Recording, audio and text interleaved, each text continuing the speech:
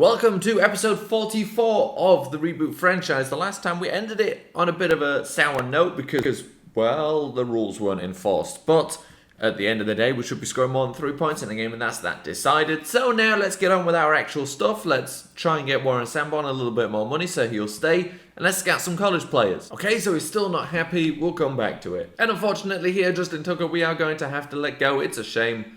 But it's just the way it is. So we've been looking at quarterbacks. What we need is B plus throw power and then B short accuracy or B in medium or long. So what we have here is Cole Fales, who fits that, who then doesn't fit that. And there we go. Out of all of these guys, the only guy who's actually probably going to be really good is Brian Svitek. Now some of these guys, Daniel Parsons, will burst and fit as well, or potentially could fit.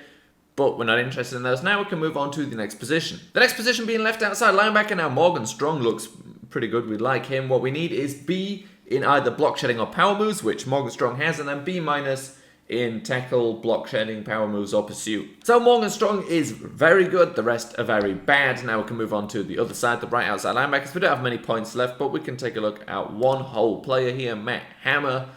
And that's a good name at the very least. And what we need for the right outside linebacker is a B plus in tackle, block shedding, or finesse moves, which Matt Hammer has right there, and then a B minus in any of the others. We can take a look at the 10 points here. He's got a B in tackle. Again, another good player. We can add him to the draft board already. So here we go. Finally out of that horrible week and into a very tough game here against the Pittsburgh Steelers away from home. 2 3-1 teams coming together to butt heads. And now it's already early in the season, but we've already played the Steelers once. It was the first game of the season, and now we're playing them again in week 5, so we know what the team looks like, we know what to expect, and not too much could have changed in those 4 weeks.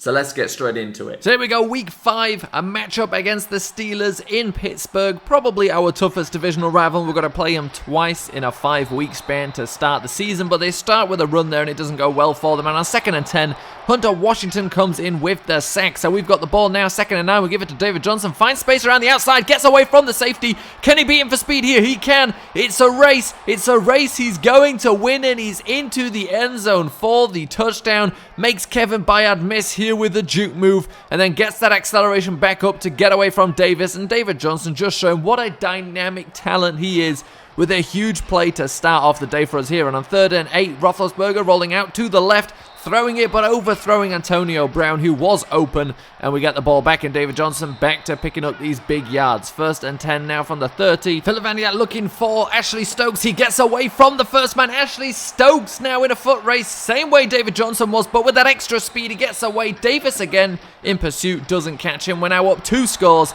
And there, Gilbert Turner doing a good job to stop Antonio Brown. This now another drive for the Steelers after we stopped him on that one, but didn't do anything ourselves. And on 2nd and 3, they get the first down here. And now they're really pushing towards our end zone. 2nd and goal from the 1-yard line. A quick slant into Antonio Brown.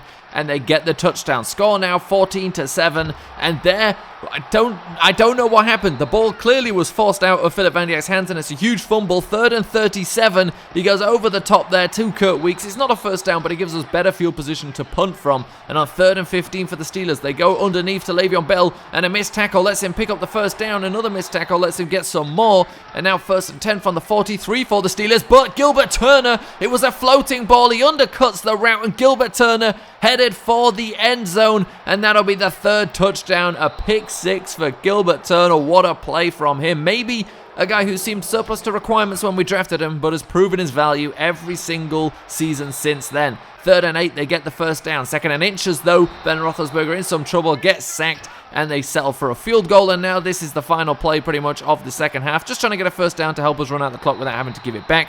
But we don't manage, but of course they don't get any points. On 2nd and 13, Van Dyke going for George Connor, and he gets it. Gets tackled there by a gang of 3. 2nd and 3 now from the 48, going back to George Connor. One man on him, he gets away from him. Is tackled by the 2nd. But we're down to the 27-yard line now. 2nd and 10, and it's a great pass there to Kendrick Ellis, the rookie, who gets open, and on 1st and goal, we give the ball to David Johnson, who runs it straight into the end zone for a touchdown. The score now 28-10, and on 3rd and 5, they do not get the first down. 3rd and 9 for us on the 35-yard line. A pass to Tariq Cohen, and that's just, I don't know if that was Tariq Cohen, if it was the blocking, but it was not a good play. 1st and 10 now, we have the ball back again, but Philip Van Dyke gets hit, loses the ball. That's Dante Fowler who forces it out, is caught by David Johnson, but we'll take a look here again. It looks like he was down as the ball came out, but of course everything is automatically reviewed. The Steelers now with great field position, but he's picked off by Hunter Washington. He gets the ball, he's found a seam, and he's off. Is anybody going to catch him? Hunter Washington, not the fastest, but nobody is even close right now as he crosses the 20.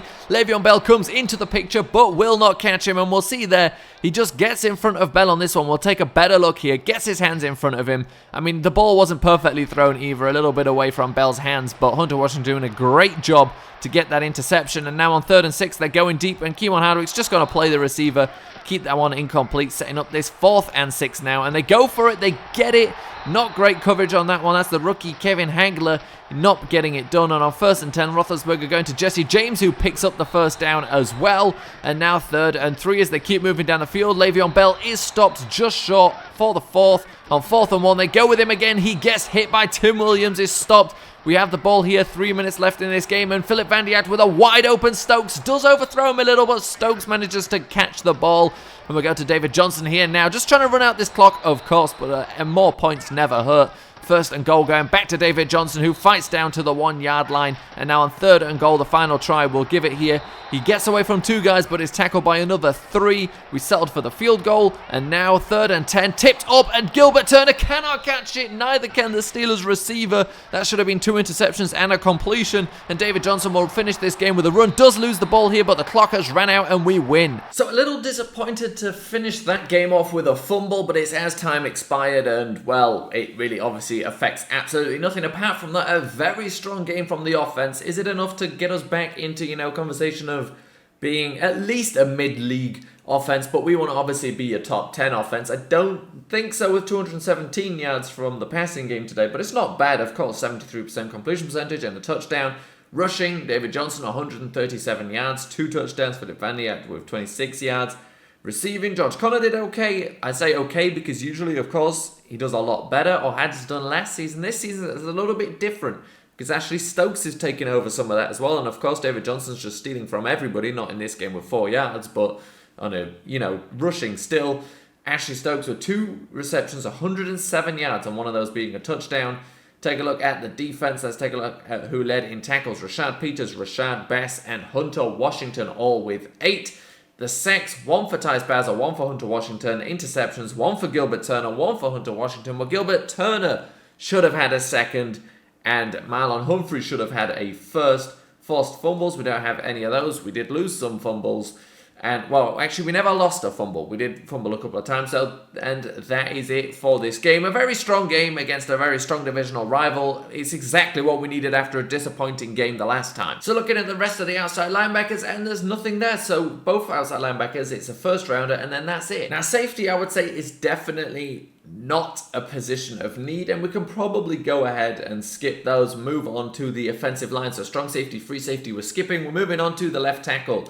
Hopefully we can find 1 or 2 good players on the line this year because we need that. But we also, what else do we want? Lineman is number 1 need, really, and it has been every year. And taking a look at these guys, and there's nobody useful here whatsoever. We need a B- pass block, B- run block, and then the bench press needs to be high as well, and nobody does that. So there we go. Finally, we've managed to re-sign Warren Sanborn. Had to add another $0.3 million onto his bonus. And now 2 big ones coming up as well. Casey Jacobs and DeMarcus Parker. We'd like to keep both. Would like to not overpay for DeMarcus Parker. We'll give Casey Jacobs everything he wants and more. That's exactly what he was hoping for. So we gave him everything he wants. We didn't have to give him more.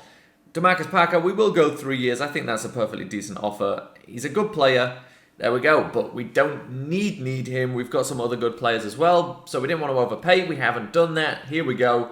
Let's move on to the next week where we play against the Jaguars. So here we go. Big game, tough game against the Jacksonville Jaguars away from home. They're 5-0, and let's take a look at their team, which we know has been strong this entire time. So the quarterback, Blake Bortles, with an 88 overall. The running back, 99 overall, Leonard Fournette. Fullback Spencer Hiddleston, 4th-year player, 86 overall. The wide receiver, Casey Go Lucky, 99 overall now with a 94 speed. Dennis Allen Robinson with a 97 overall. Dennis Marquise Lee with the 89 overall. The tight end is Trey Burton with a 90 overall. Then left tackle, Cam Robinson, 99 overall. Left guard, Jack Mewhort with an 88 overall. The center, Brandon Linder, 92 overall. The right guard, AJ Kent, 85 overall. And the right tackle, Scott Kittner, second-year player, 83 overall. Left end, Yannick Ngakwe, 93 overall. Then Dewan Smoot, 83 overall. Avery Jones, a 90 overall if they're playing a 4-3, which I think they will be doing. Malik Jackson, an 83 overall as his backup. The left outside linebacker, Ono Harper, 92 overall. I believe he has slow development or something. I remember something came up about him, but obviously 92 overall is no problem for him. Then Lawrence Natil, 89 overall for a fourth-year player. If they happen to be playing 3-4, they've also got a good second middle linebacker in Danny Trevathan with the 80 overall. The right outside linebacker now is Tovin Smith with the 87 overall, still somewhat low for him. AJ Boye, 91 overall, and Quinton Rollins, 80 overall. And then he goes down to Derek Clinton-Dix with the 78 overall. The free safety, John Johnson, 84 overall, and strong safety, Joey Brackens, a 94 overall. Second-year player out of Penn State, and those are the Jacksonville Jaguars that we will be trying to beat.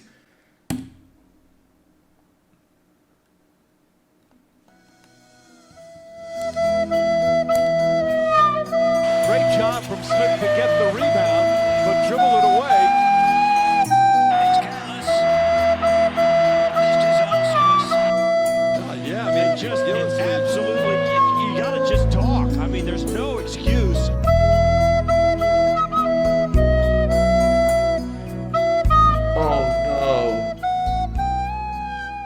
Oh no, what have I done? Why didn't it ask me to confirm? I've made the biggest mistake you can make on a Cloud League. I pressed Advanced Week for whatever reason instead of Play Season Game. Oh my... Why am I personally ruining this season? I am so sorry. I can't believe I've done this. So basically, what I was thinking of was, I can't believe I've done this. I can't believe... Oh, come on. Why? There's nothing I can do about it. It's a Cloud League. I can't believe I've done this. Okay, what I'm going to do is, this will be the episode because, for the sake of being round numbers of a season, there's no point now playing an extra game. But what I will do is I will straight away come in next couple of days with the next episode of the Browns and then whoever we're playing after the bye week. I cannot believe I've done this. We'll have a quick turnaround to make up for it. The most annoying thing is we could have beaten them. It would have been a fun game to play. Oh, why am I personally doing everything wrong? I am so sorry.